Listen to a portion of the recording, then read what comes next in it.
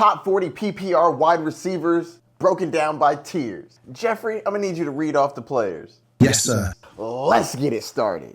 Tier 1. Tyreek Hill and CeeDee Lamb. These two men are at the top of the class. Tyreek Hill has been the wide receiver 2 3 of the last 4 years. That's consistency. My man's had back-to-back years with over 1,700 yards.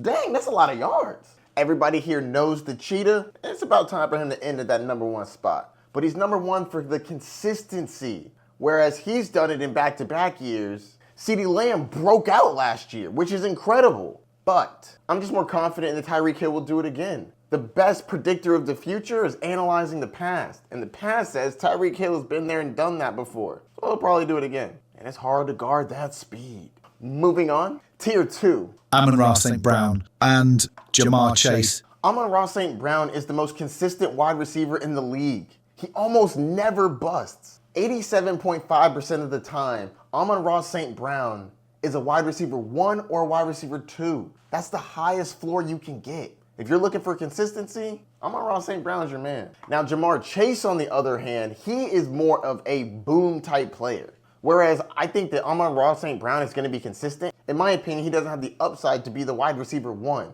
Jamar Chase has that. He just hasn't put it all together yet. With a healthy year of Joe Burrow and Jamar Chase, he could sneak into that number 1 tier. But that would be a projection. Moving on to my next tier. Tier 3. Justin Jefferson and A.J. Brown. All 3 of these tiers are elite. They're all going in the first round and they all deserve it. I'm fine with leaving the draft with any one of these receivers in the first. The only reason why Justin Jefferson dropped this far is because Kirk Cousins is out of town. They were going to have J.J. McCarthy and now they have Sam Darnold. Ugh. Quarterback play is the worst out of all 6 of these players, but the talent of Justin Jefferson, one of, if not the best wide receiver in the league, he still relies on a quarterback to get him the ball. Now, I still think that he dominates man and zone coverage, but it's whether or not Sam Darnold can get it to him.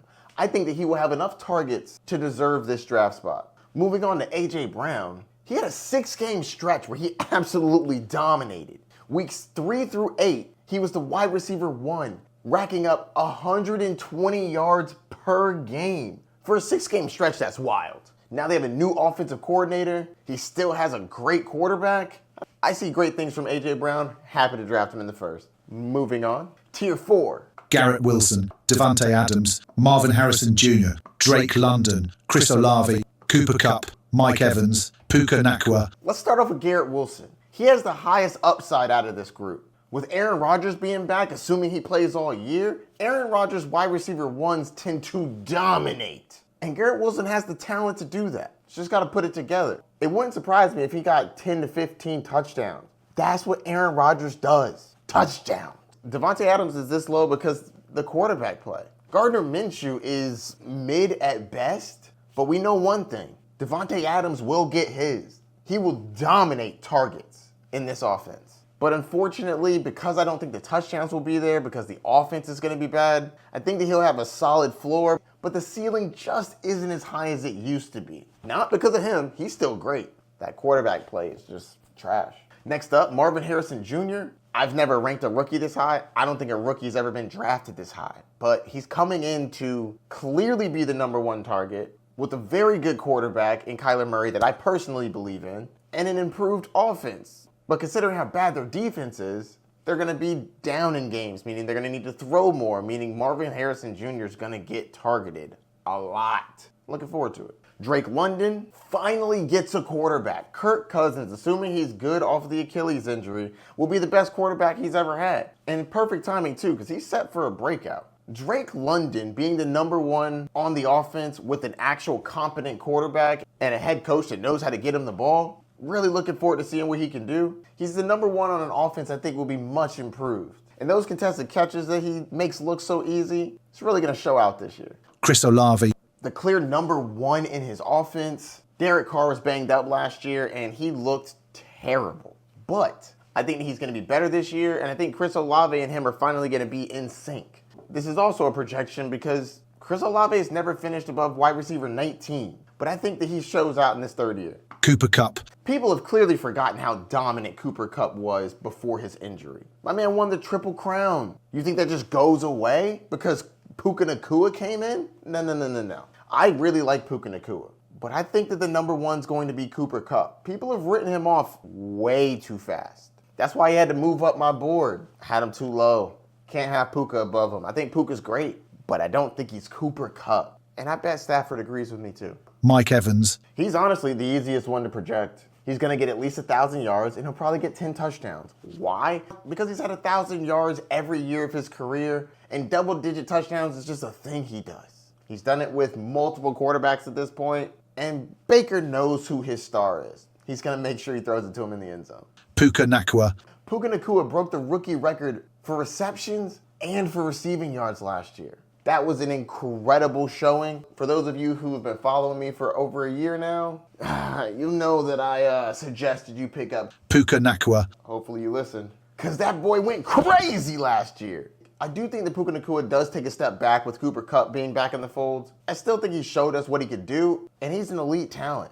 He deserves to be in tier 4. All these receivers are going in the early second to the 4th round if you're talking Cooper Kupp. Cooper Kupp's the biggest value here. I think it's wild that he's so low. Marvin Harrison is probably the riskiest pick. Being a rookie and being in the early 2nd round is really aggressive for a wide receiver. I do think that he could return value on that, but you need him to have a historic year to improve on that value. Could he? Yeah, I mean, everything I hear and see about him is incredible, but it's a bit of a gamble. Moving on. Tier 5. Jalen Waddle, Deebo Samuel, DK Metcalf, Nico Collins, DJ Moore, Devonta Smith, Michael Pittman Jr., and Brandon Ayuk. Jalen Waddle's an A+ against zone coverage and yards after catch. This makes sense. It's hard to keep up with that kid. People are concerned about Tyreek Hill also being on the team and him not being number 1. Just a heads up, they've both finished in the top 10 together. Back in 2022, Jalen Waddle was the wide receiver 7 and Tyreek Hill was the wide receiver 2. So I'm not concerned about these men coexisting. And draft Jalen Waddle. He's kind of a value right now. Deebo Samuel. He catches the ball and he runs the ball. Kyle Shanahan has him involved in incredibly creative ways, and it shows in his production. He's had 12 or more total touchdowns 2 of the last 3 years. And what if Brandon Ayuk leaves? He will be the clear number 1, and they'll need to lean on him even more. He's also been top 12 2 out of the last 3 years. So the reason he's not higher, there's just a lot of mouths to feed there. So he's a little less consistent. DK Metcalf. DK Metcalf is a big boy. He's going to be Geno Smith's favorite weapon in the end zone. And with the new coach and offensive coordinator, I think this is going to be more of a high-flying offense, which is going to benefit DK Metcalf. Also won't surprise me if he gets double-digit touchdowns. This offense should be better. Nico Collins. Nico Collins absolutely broke out last year, finishing as wide receiver 9 out of nowhere. Well, not really out of nowhere. I did also tell you to pick him up before the season started last year. What did I say? I believe I said CJ Stroud is a rookie. He's going to throw it to the big guy. Nico Collins is that big guy. It looks like it worked out. I mean, not to flex on him or anything. I think he'll be the leader of the 3 wide receivers they have there. A+ against man and zone coverage. It's just hard to guard that man. He's a beast. Nico Collins does have to compete with Stephon Diggs and Tank Dell, but I think that he's the clear number 1. Stephon Diggs may get more targets, but Nico Collins is going to get more touchdowns, and touchdowns count for more.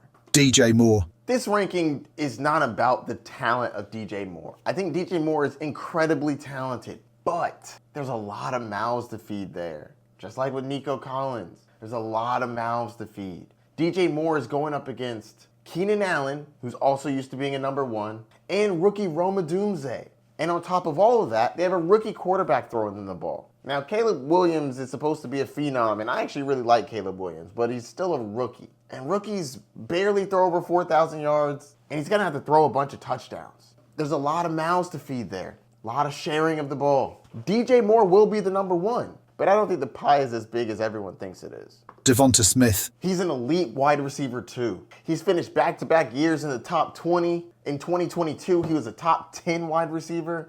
They have an elite offense, a great quarterback, and a new offensive coordinator, which I think that's really going to help them move the ball down the field. I'm seeing big things for Devonta Smith. There are a lot of mouths to feed there, though. Jeffrey, who's his competition? AJ Brown, Saquon Barkley, and Dallas Goedert. That's a lot to compete with, but Devonta Smith will overcome, and I think he'll be a top 20 wide receiver. Michael Pittman Jr. He's the clear number 1 on his offense. He does have a new quarterback in Anthony Richardson. I'm a little concerned about that just because I don't think Anthony Richardson is the best thrower of the ball. He's an elite rusher, obviously. But I think Michael Pittman Jr. has very limited upside. Brandon Ayuk. Brandon Ayuk's situation is still up in the air. It's a whole saga with him. Is he going to sign with the 49ers? Is he going to sign with the Steelers? All I know is he's a talented wide receiver that's fantastic against man and zone coverage. If he stays on the 49ers, there's a lot of mouths to feed, but they clearly need him, and he's a separator who's going to get open. But if he gets traded to the Steelers, I don't know how excited I am about Russell Wilson. I feel like that's a bit of a downgrade to Brock Purdy, ironically. There would be less mouths to feed there, though. Increase in targets may balance that out, but as of right now, I'm projecting him as a 49er. I think he's really good, just not as good as some people think. I see him going in the back of the second, early third round in a 12-person league on Sleeper. A little rich for my blood. But I love the value of Waddle in the late third and DK Metcalf and Devonta Smith going in the fourth. Both of those picks are nice. I'm fine with Nico Collins going in the late third round. I just feel like it's going to be really up and down with him. There's a lot of mouths to feed there. Same with DJ Moore. There's a lot of mouths to feed there. I just don't think it's going to be consistent. Moving on to the next tier. Tier 6. Malik Neighbors, George Pickens, T. Higgins, Rashee Rice, and Amari Cooper. This tier is ranging from the 4th round with Malik Neighbors down to the 7th round with Rashee Rice. Malik Neighbors. Though he's a rookie, just like Marvin Harrison Jr., he's going to come into an offense where he is the lead dog, and they're clearly going to feed him the ball. I think he's talented enough to make it work, too. And as a 4th round pick, I think he's worth a shot. George Pickens. Pickens is the number 1 option for his team. They don't really have an established number 2 since Deontay Johnson is gone. So they're going to funnel the ball to him. The quarterback play is not great. Whether it's Russell Wilson or Justin Fields, either way, meh.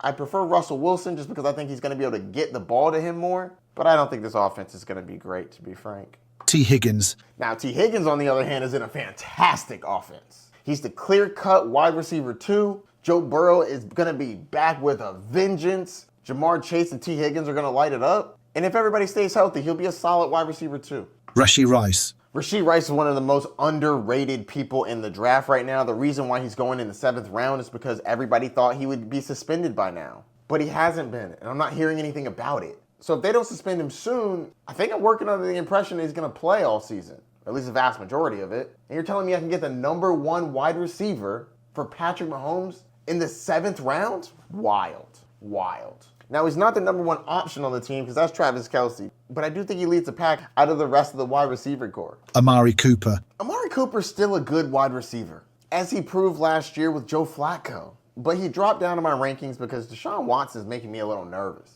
Still seems to be banged up from that shoulder that I thought would be healed by now. And if he's not throwing the ball, I'm not really confident in the backups. Joe Flacco's not there anymore. So, yeah, I think the talent's there. Just don't know if the quarterback's going to be up to it. Regardless, they're going to funnel the ball to him, so he's going to have a solid season. But I think his upside is capped unless Deshaun Watson remembers how to play football, which, fingers crossed, he does. Browns are paying him a lot of money to be below average. Moving on. Tier 7. Christian Kirk, Stephon Diggs, Keenan Allen, Zay Flowers, Calvin Ridley, Tank Dell, Terry McLaurin, and Chris Godwin. Christian Kirk. He should be the number 1 for this offense. I think that Trevor Lawrence is going to take a step forward. The team did bolster their wide receiver core, though. Brian Thomas Jr. is there. Also, Gabe Davis is there and getting paid a surprising amount of money. But I think Christian Kirk will start the year as the wide receiver 1. I personally think Brian Thomas ends up taking over that job later in the year, but that's more of a speculation. As of right now, the number 1 wide receiver on a Trevor Lawrence team I think should be pretty solid. Honestly, everybody in this tier's upside is diminished a little bit for one reason or another. Stephon Diggs. His upside is diminished because he's now a wide receiver 2, which he hasn't been for a long time now. Nico Collins is the 1 in this offense, but I do think that Stephon Diggs gets fed. I think that they're going to throw him the ball the most of the 3, but I don't think that they're going to be the most valuable of targets, meaning I don't think he's going to be targeted in the end zone the most. That's going to be Nico Collins. And let's not sleep on Tank Dell either. He's also going to be very involved. Diggs is still elite at avoiding tackles. He's ranked as an A+ at avoided tackles last year. Now, I know that he didn't have the best fantasy season, but I think that was an offensive shift. I think the Bills' offense shifted from throw it to Stephon Diggs as often as possible to maybe we should run it more. Maybe we shouldn't funnel it just to Stephon Diggs. And I think that hurt his fantasy value. So coming here, that's why he's not ranked as high as he normally is. Because I don't think that he's going to get the target volume he's used to. But he still will get a lot of targets. And C.J. Stroud is that dude. So I wouldn't put it past Stephon Diggs to break a couple tackles. I think he should be a solid wide receiver 2 for this offense. But again, with so many mouths to feed, up and down, it's less consistent. And it's a very similar situation for this next guy. Keenan Allen.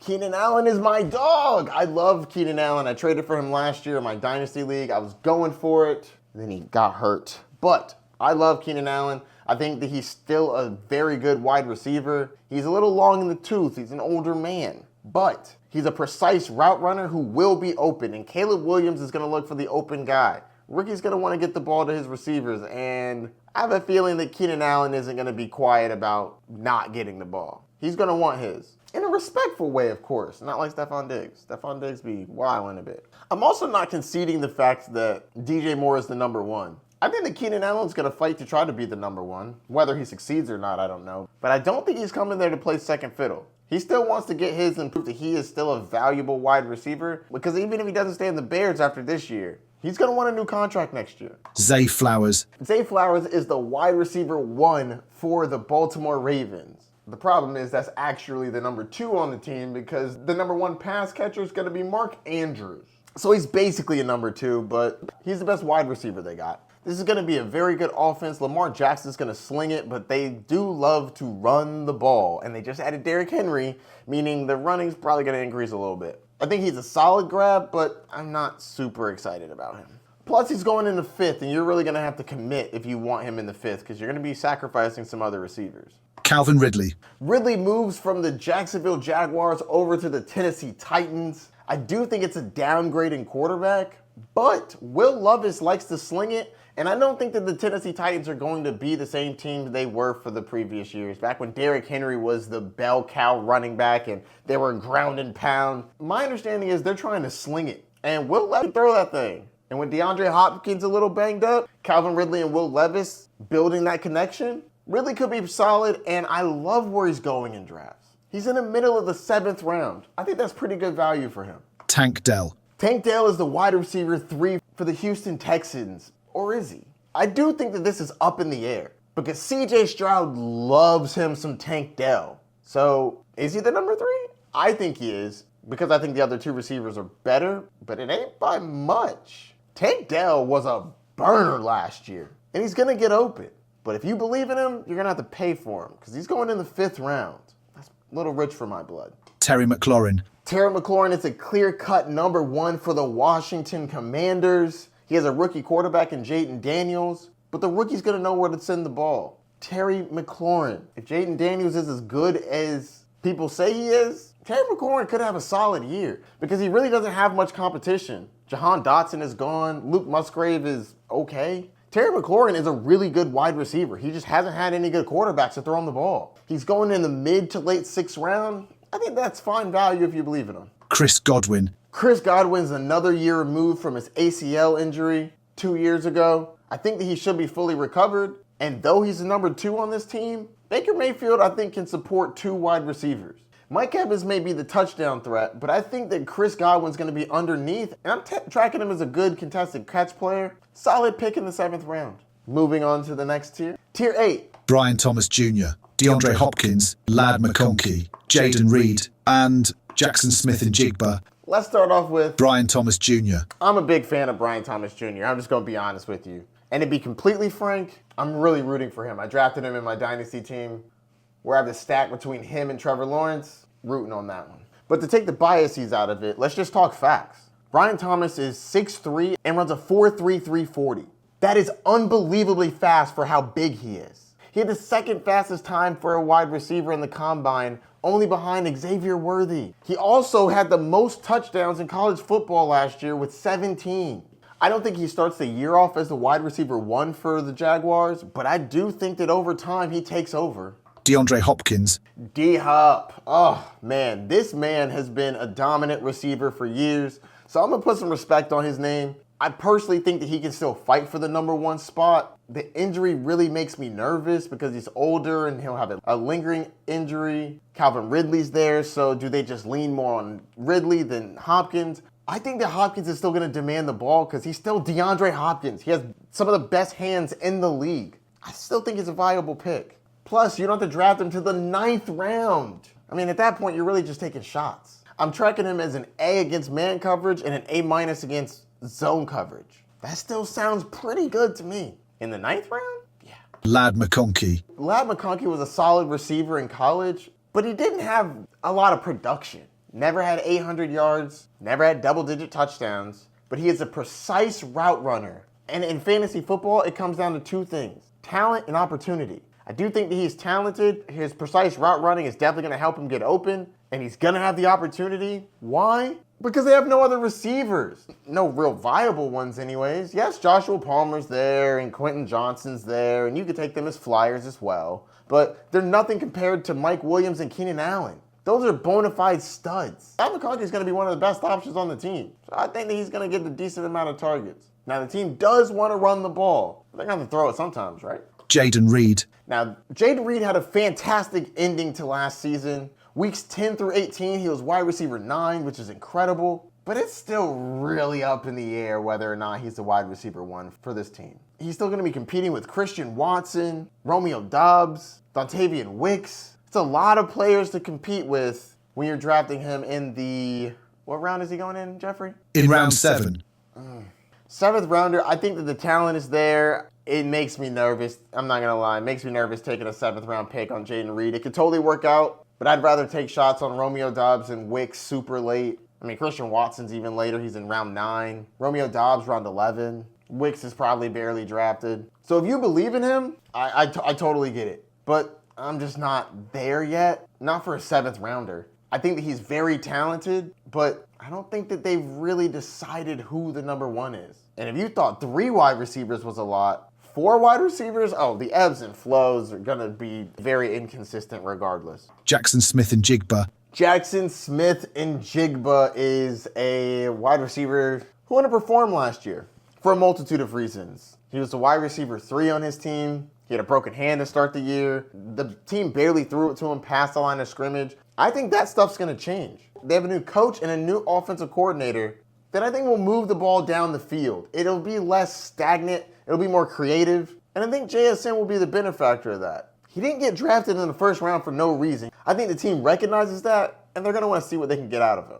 That being said, I think Tyler Lockett and him are going to be fighting for that spot because Tyler Lockett just got paid and he's not really going anywhere right now. But JSN is a solid flyer in the 9th. Honorable mentions going to Deontay Johnson, Christian Watson, Adam Thielen. These are some more solid late round flyers. I don't know if we can call Deontay Johnson late round flyer going in the back of the 8th. But the team says they're going to want to use him a lot. I think Adam Thielen isn't just going to go away. So he might be solid at the beginning of the year. And Christian Watson was fantastic under Aaron Rodgers. Will Jordan Love be able to rekindle that flame? We'll see now that his muscles are the same size. I believe he had an issue where one of his muscles wasn't as big as the other one and it was compensating. But apparently he's gotten that worked on and he should be good. So I'm actually really excited to see what he can do this year. This man is never healthy. If he can stay on the field, we'll see how he can do. Let's summarize all these tiers. Top 40 PPR wide receivers by tiers. Tier 1. Tyreek Hill and CeeDee Lamb.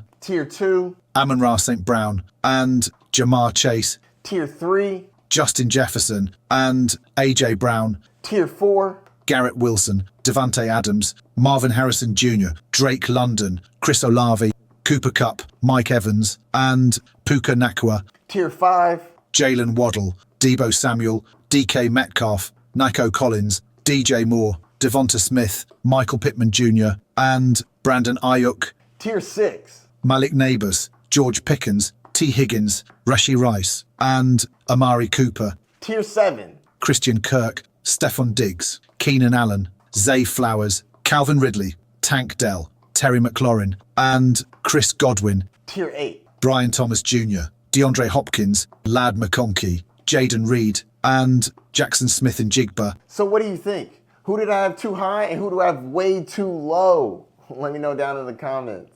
I got a lot more content coming to you soon. Let me know if you have any questions about your draft or anything else. If you're new to fantasy football, click here for my fantasy football training course. Or click here if you want to see me do a mock draft and watch me analyze each pick and tell you why I drafted them. Don't forget to like, subscribe, and the notification bell down below. I'll be talking to you soon. Good luck in your drafts. Peace.